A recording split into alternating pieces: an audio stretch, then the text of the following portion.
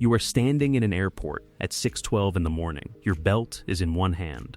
Your shoes are in the other. Your laptop is balanced on top of a plastic security bin that has definitely seen things. Behind you, a man's size like your existence has personally delayed aviation. And in front of you, an airport employee points at your carry-on. That bag may need to be checked. You look at the bag. The bag looks at you. Both of you know this could cost money. Now look through the glass wall beside the terminal. A black SUV pulls directly onto the tarmac. A passenger steps out, walks 10 feet, and boards a private jet. No crowded gate.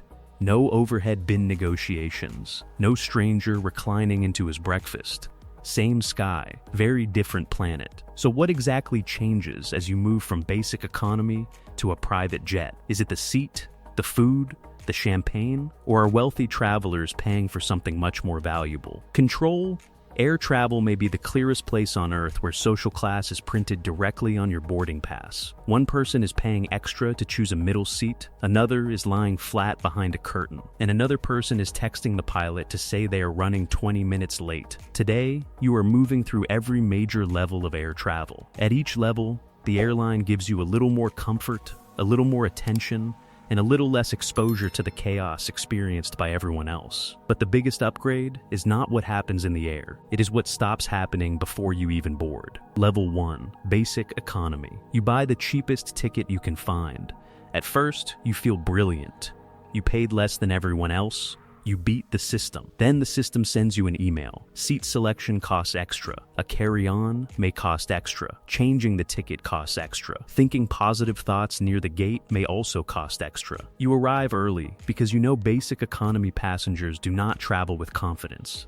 They travel with screenshots. You have screenshots of the baggage rules, screenshots of your boarding pass, screenshots proving that, according to one page on the airline's website, your backpack is technically a personal item. At the gate, you hear your boarding group. Group 9. There are only 8 groups listed on the sign. You walk onto the plane after nearly everyone else. The overhead bins are full. The flight attendant looks at your bag, then at the crowded aisle, then back at your bag. That look says, "We both know how this ends." Your bag gets checked. You sit in the middle seat. The person by the window falls asleep immediately. The person in the aisle opens a tuna sandwich. You try to position your elbows without starting an international conflict. In basic economy, the airline does not hate you.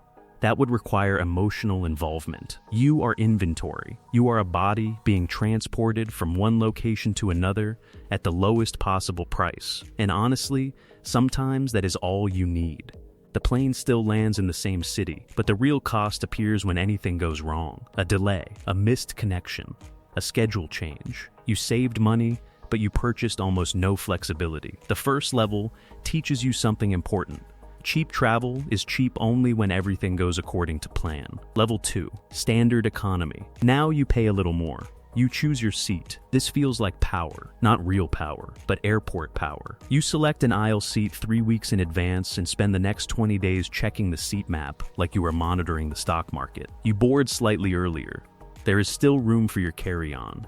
You place it in the overhead bin with the satisfaction of someone closing a real estate deal. The seat is not spacious, but it belongs to you. You can choose the aisle. You can avoid the last row. You can make sure you are not seated directly beside the bathroom, where every passenger forms a small, disappointed community during the flight. The crew is polite, efficient, professional, but the system is still designed for volume. Hundreds of passengers, limited time, fast boarding, fast service, fast cleanup. You ask for a second drink. The flight attendant says, "I'll come back." You both understand this is not a legally binding promise. In standard economy, you are treated like a normal customer, not special, not ignored, just managed. The biggest upgrade is psychological. You feel less trapped because you made a few choices before the flight, and choice, even a small amount of it, makes discomfort easier to tolerate. Level 3, Premium Economy. Now the airline begins using words like enhanced, priority, and experience. You arrive at your seat and immediately notice the difference. More legroom, a wider seat, a larger screen, maybe a small amenity kit with socks you will never wear again, but will absolutely take home. You sit down and watch economy passengers continue walking past you. This is an important part of the product. Premium economy is not only about comfort, it is about watching other people discover that they are not sitting where you are sitting. You try not to look pleased. You fail. The meal arrives on slightly better plates. The cutlery feels more serious. The cabin is quieter. You have enough space to open your laptop without entering the personal life of the passenger beside you. The airline also begins treating your time as slightly more valuable. Priority check-in, earlier boarding, faster baggage delivery on some trips. None of these benefits transforms your life, but together, they remove dozens of tiny irritations. And that is the business model of premium travel. You are not always paying for one giant luxury. You are paying to avoid 15 small annoyances. Still, there is a limit. You are comfortable, but you are not private. You are still upright, still surrounded by strangers, still eating on a schedule chosen by someone else. You upgraded the experience. You did not escape the system. At this point, which level feels like the best value to you? The cheapest seat that gets you there? A little extra comfort? Or are you secretly waiting for the part where the airport starts treating you like a minor royal? Because now, the curtain closes, and everything changes. Level 4, business class. You arrive at the airport and walk toward a shorter check-in line. There is a carpet. The carpet serves no practical purpose. Its job is to tell you that you have made different financial decisions than the people standing 50 feet away. Your bag is tagged with priority. You move through a faster security lane where available. Then you enter the lounge. Suddenly, the airport is quiet. There are comfortable chairs, coffee, food, showers, outlets that actually work. Outside the lounge, someone is paying $12 for a sad sandwich wrapped in plastic. Inside, you are eating eggs from a real plate while answering emails near a window. This is where the airline stops selling transportation and starts selling insulation. You are insulated from the noise, the lines, the crowds, the uncertainty. On the plane, your seat becomes a bed. This is the moment business class becomes dangerous, because once you sleep horizontally at 35,000 feet, it becomes emotionally difficult to return to sleeping upright beside a stranger named Gary. The crew knows your name. Your meal has courses. You are asked when you would like to eat. That question sounds simple, but it reveals the entire difference. In economy, you follow the airline's schedule. In business class, the airline begins adjusting to yours. You land after an overnight flight. Economy passengers walk into the terminal looking like they have just survived a group project. You walk off rested enough to attend a meeting. That can have real economic value. For a traveler who needs to work immediately after landing, business class may not feel like a luxury. It may feel like buying back the next day. And now, the central question becomes clearer. You are not paying only for a larger seat. You are paying to arrive as a functional human being. Level 5, International First Class. First class is where practicality starts wearing expensive perfume. The check-in area may be private. An employee may escort you through the airport. You enter a lounge that does not feel like a lounge. It feels like a hotel lobby designed by someone who has never looked at a price tag. There may be private dining, private rooms, spa services. Someone asks whether you would like to eat before the flight or on board.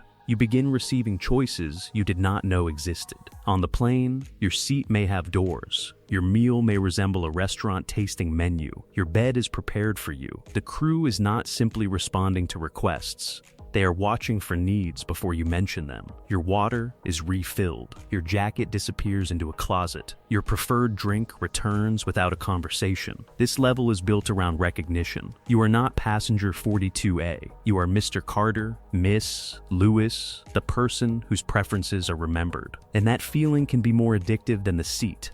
Most people rarely experience environments built entirely around anticipating their comfort. In first class, the airline creates a temporary world where inconvenience is treated like a design flaw, but you are still on their aircraft. You still depart when the airline says. You still use a major airport. A delay can still affect you. Luxury has removed discomfort. It has not removed dependence. For that, you need the final level. Level 6. Private jet. You do not arrive 3 hours early. You arrive when you need to arrive. The terminal may be small and quiet. No giant departure board. No endless security line. No sprint through a shopping mall disguised as an airport. Your car pulls close to the aircraft. Your bags are loaded.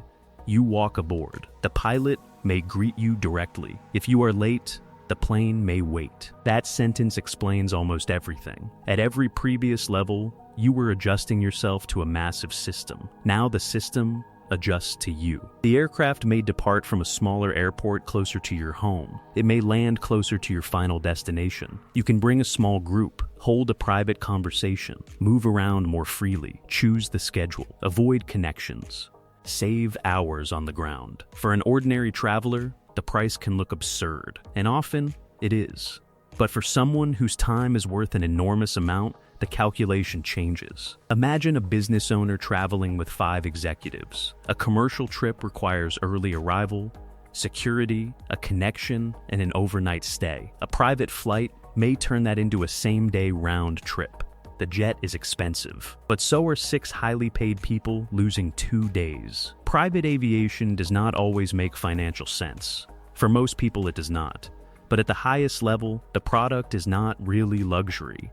It is control over geography and time. You choose when to leave, who comes with you, where you land, how long you stay. The champagne is decoration. The real product is that the plane waits for you. Now return to that airport security line. Your shoes are still in your hands. Your laptop is still in the bin. The employee is still examining your carry-on like it contains a suspicious amount of fabric. At first, it looked like the people on the private jet were paying for nicer seats. They were not. Each level of air travel removes a different kind of friction. Basic economy removes money from the ticket price.